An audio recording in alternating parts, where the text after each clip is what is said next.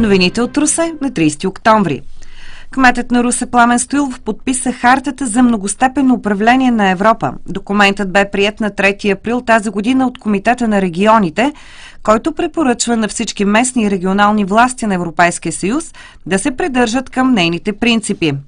Имайки предвид факта, че община Русе е настоящ носител на етикета за иновации и добро управление на местно ниво, сертификат за цялостно качество на управлението в общината и признание за успешното прилагане на принципите за доброто демократично управление, качеството на предоставените публични услуги и добри практики при изпълнение на публични политики, община Русе предприе логичната стъпка към подписване на Хартата за многостепенно управление в Европа, в израз на подкрепа и следване на принципите на партньорство.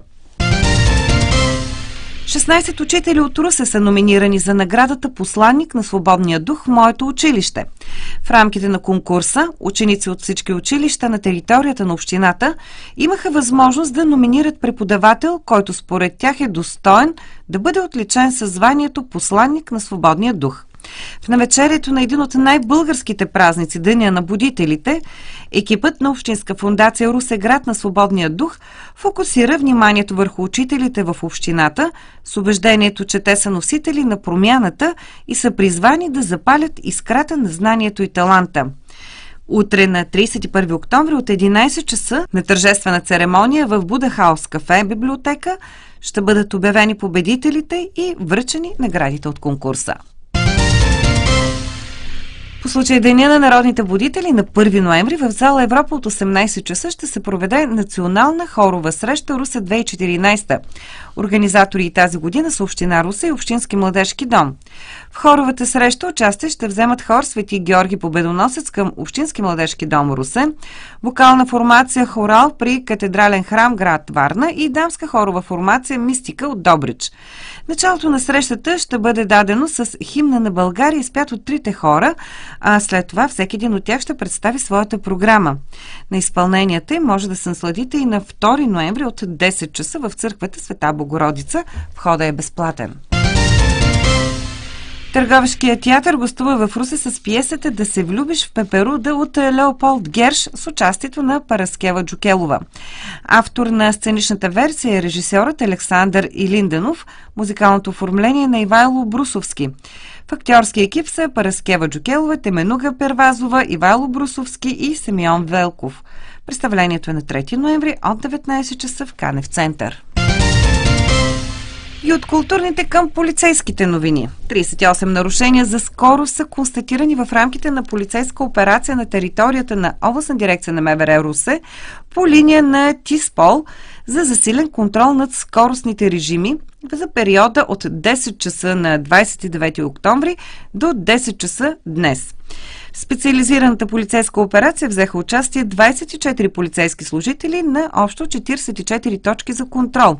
Установени са 38 нарушения за скорост. Във връзка с тях са съставени 21 акта и 17 фиша. Броят на другите нарушения е 23, между които е установен един неправоспособен водач. За периода на проверката са станали 10 пътно-транспортни происшествия, от които 7 с материални щети и 3 пътно-транспортни происшествия с пострадали, 3 убити и 4 ранени. Ето информация за инцидента, при който има 3 загинали. През вчерашния ден в 20 часа вечерта в дежурната част на Областна дирекция на МВР в Русе е получен сигнал за пътно-транспортно происшествие на пътя Русе-Велико Търново в района на 27 км.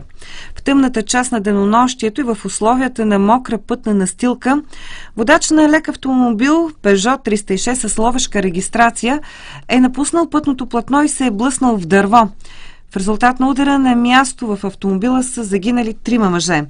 В Русенската болница са откарани други 2, единия с фрактури на двата крака, настанен в интензивно хирургично отделение с опасност за живота, и другият с фрактура на дясна предмишница, настанен в отделение по ортопедия без опасност за живота. Причините за пътно-транспортното происшествие са в процес на установяване. 30-годишен мъж от Русе, криминално проявен и осъждан, е извършителят на нападения в 3 магазина през август и в началото на октомври.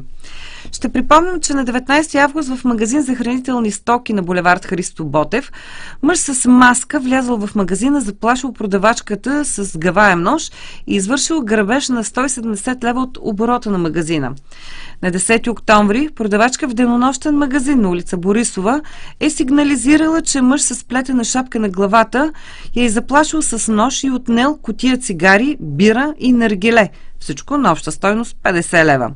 По-късно е бил подаден сигнал от продавачка на павилион за бърза закуска в Дружба 3, че отново мъж с плетена шапка на главата чрез заплаха с нож и използване на сила отнел мобилен телефон и 42 лева от оборота на заведението. След полицейските действия нападателят вече установен и задържан. Севделий Желев е избран за изпълнителен директор на Топлофикация Русе и този избор вече е вписан в търговския регистър, съобщават от дружеството.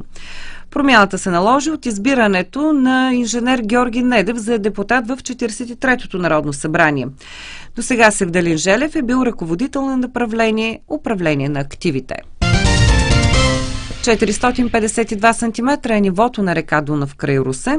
За следващите дни се очаква покачване с 28 см и достигане на нивото до 480 см.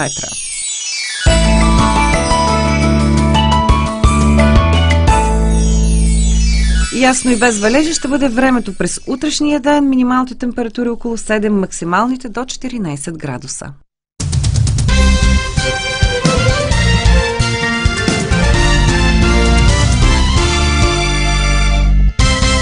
Радио Русе.